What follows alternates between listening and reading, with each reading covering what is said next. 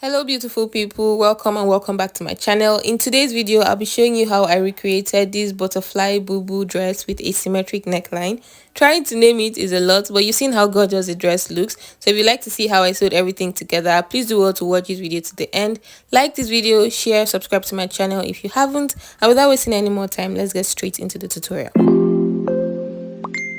So I'm going to be cutting directly on the fabric. I don't need any pattern paper for this, and this is the fabric I'm making use of. It is a Duchess silk fabric, and I made use of 3 yards for this dress. So I'm going to just place my fabric on a fold of 4. So I'm folding the center back and the center front. Both are going to be on a fold, and then the sides are going to be open. The two sides, the sides of the front and the sides of the back, are going to be open. So I'm just going to show you how I folded it on this little paper here. So I folded it in once. So this is the first fold, and then I went on to fold it again. This is the second fold, and from the top down is the full length of the dress. So you can see the two open edges there. One edge is folded for now, but I'm going to cut through it eventually. And then there are two folded edges. So one of the folded edges here is the center back, and the other one on top is the center front. So there's no zip here, that's why I have the center back folded. Okay, now what I've just illustrated on my paper is the exact same way that my fabric is folded. I'm just going to place the paper aside and go on to mark my neck width. I'm making use of a neck width of 3 inches. I'll mark that there for now. And I'm going to go ahead and mark my sleeve length. So this is a cut together sleeve, everything is one, but I'm going to measure out the sleeve length. This sleeve length is going to determine the width of my dress. So the measurement for this is taken from your center back, going across your shoulder, and then to where you want your sleeve to stop. And I made use of 24 inches. So from the center back, you saw how I took the measurement from the folded edge. Now on that sleeve length, I came down by 1 inch for my shoulder slant. So I just want to slant the shoulder a little bit. I'm going to connect from the neck width going down to the 24 inches sleeve length, where I have the shoulder slant below of 1 inch. So I've just connected that together, and from these 24 inches I'm going to go straight down to the full length, which is 59 inches. So this does not include my allowance, but do well to add your allowance when necessary. Now I'm just going to mark some vertical measurements. So from the shoulder down to the bust point is 10.25 inches, but now I'm not going to mark 10.25, I'll mark 9.25. so I'm raising these vertical measurements. Next is the shoulder to waist. The actual measurement is about 17 inches, but I'm going to raise it by 1.5 inches. So instead of marking 17, I'm going to mark 15.5 inches. Now moving back to that bust point line, I'm going to go ahead and mark the bust circumference divided by 4, which is about 9.25 inches. I'm marking it from the folded edge inwards, and then I'll go ahead and add 1 extra inch for ease. I'm adding 1 inch for ease because I don't want this to be tightly fitted to the body, and also for me to be able to put it on when I'm done. Okay, so now go ahead and mark the shoulder to the waistline. Shoulder to waist is 17 inches, but then I'm going to reduce it. I'm going to raise the waist by 1.5 inches. So I'm going to mark 15.5 inches instead. And I also marked the waist circumference divided by 4 on the waistline point there, and then I added 1 extra inch for ease. Now the waist to hip is 8 inches, but then I raised it up by 1 inch. So I marked 7 inches for the waist to hip. Now the hip circumference measurement divided by 4 is 11 inches. Now to the hip, I'm going to add 2 extra inches for the ease around the hips, because I just want it to flow from the hips down to the full length. Hope you understand. Now I'm just going to go ahead and connect the points. From the bust point, I'll curve it down to the waist, and from the waist, I'll curve it down to the hip. And then from the hip, I'm just going to go straight down to the full length of the fabric. I'm going to replicate these points I have here on the other side of the fabric so that I can open this up fully.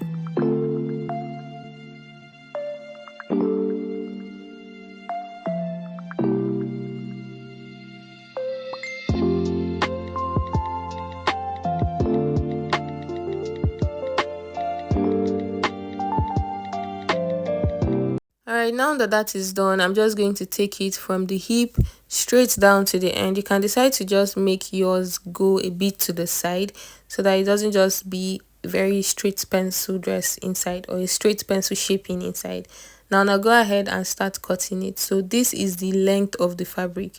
I'm cutting it up to the shoulder, or to where I have my sleeve length stopping, so which is the 24 inches that I marked from the center back. So this is where I've stopped now on the side. This is what I've cut out. I'm going to go ahead and cut out the shoulder slant. I'll also just mark the neck width point of 3 inches on the other side of the fabric, and then I'll go ahead and just cut from the sleeve length here. The shoulder slant I have, I'll just cut that to the neck width of 3 inches.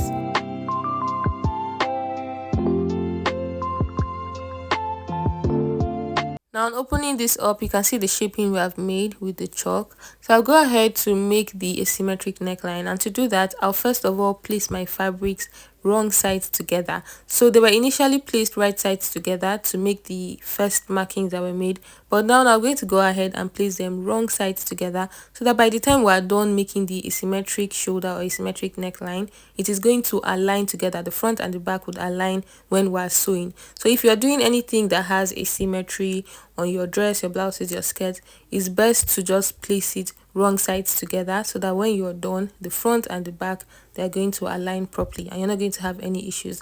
So now I'm placing my fabrics wrong sides together. I'll mark the center of the neck, which is basically the center of the dress, and I'll divide my dress into two, the right side and the left side. So this left side is where I want my asymmetric shoulder to be. And now from the neck width on the left side of the dress, I'm going to mark down 1.5 inches. Now I'm going to go to the sleeve length, which we measured to be 24 inches long or wide.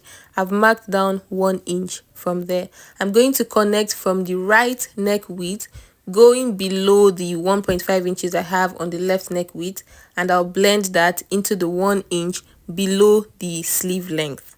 Okay, so if you don't understand it, please do well to go over it again. Don't be confused. I just reduced the neck width of the left side by 1.5 inches. I reduced the full length on the left side by 1 inch, and I connected from the right side neck down to the 1.5 inches and down to the 1 inch.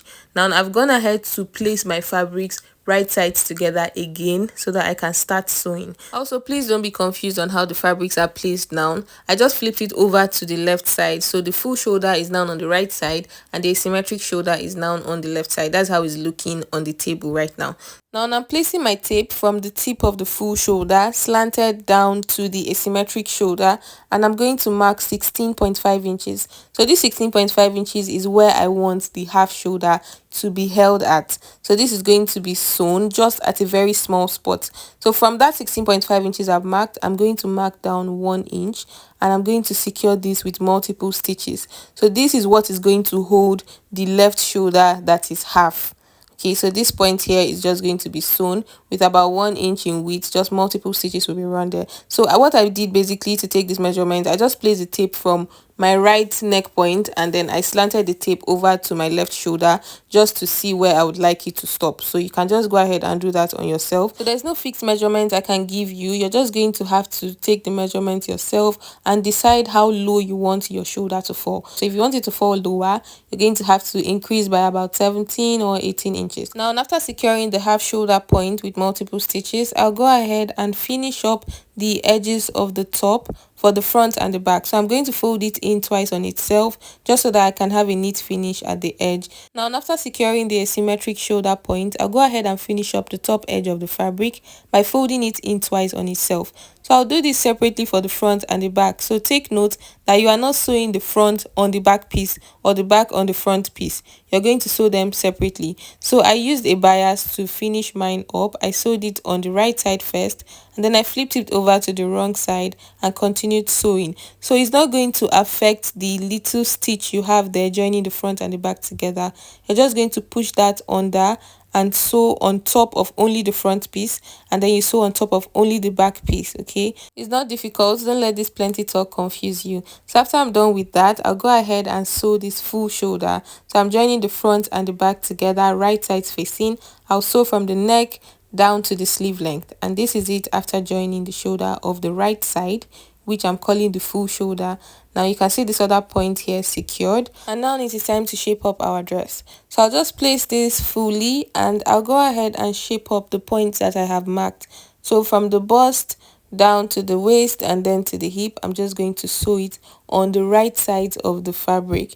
So this now is placed wrong sides together. The wrong sides are touching and the right side of the fabric is facing outward. So this is the butterfly effect. Okay, so I'm going to sew the shaping from the bust down to the waist, and I'm not going to get to the full length of the fabric. I'm going to stop about 12 inches before the full length, because I want the ends of the dress to be as free as possible. So this is just like a little slit at the end, so I'm going to stop 12 inches before the full length of this dress. So I placed this on a larger surface so that you can see what I have done before shaping it up. I use my pins to just pin what we marked on the table, and then this is it here after sewing. I've shaped up the two sides. Remember that the wrong sides are facing, and then the right side is facing outwards. So this right here is the butterfly that we've created on the side. I don't know where we are flying to. And here I stopped 12 inches before the full length. I've also gone ahead to hem all the edges, because you know that all the edges are outside. Nothing is folded in except for the full shoulder. So it's good to have a very neat finish. So if you want to overlock yours, do well to do that. But I went on to just fold mine twice on itself. Now you can see this half shoulder. The only thing holding it together is that small point that was stitched. Now I went on to hem the sides of the front and the back all around. And lastly, I'm going to make the little bow that was put on the left shoulder point. So for that, I just cut out a strip of fabric. This is the fabric I have left from cutting out the side from the dress. So there's no particular measurement. So let's say about 5 or 6 inches in width, because you're going to fold it and then sew and then turn it over to the right side. And then in length, we can say about 30 inches in length. So I'll just fold this right side facing and then sew the edges all the way to the end with about ½ inch. And then I'm going to turn this over to the right side. So bringing back our dress, it is going to be sewn to this point. So this is what I have made. So this is just a basic rope or a belt, however you call it. I'm going to just tie this and make a little bow at the top. So I'll fold it this way and then I'll just tie it, and that's all. Secure it very well, and then I'm going to take the knot and I will use my hand needle and thread to just attach the bow or the rope to that little point on the left shoulder, so the asymmetric shoulder. So I'm just going to hand tack the rope to the half shoulder point. And this is everything for this tutorial. I went ahead to hem the ends of the dress as well. And thank you so much for watching. This is the outcome of this very beautiful dress. If you have any questions, please leave it in the comments. I'll be happy to respond. Please do well to like this video, share to those you think might find it helpful. Also subscribe to my channel if you haven't, and I hope to see you in my next one. Bye for now.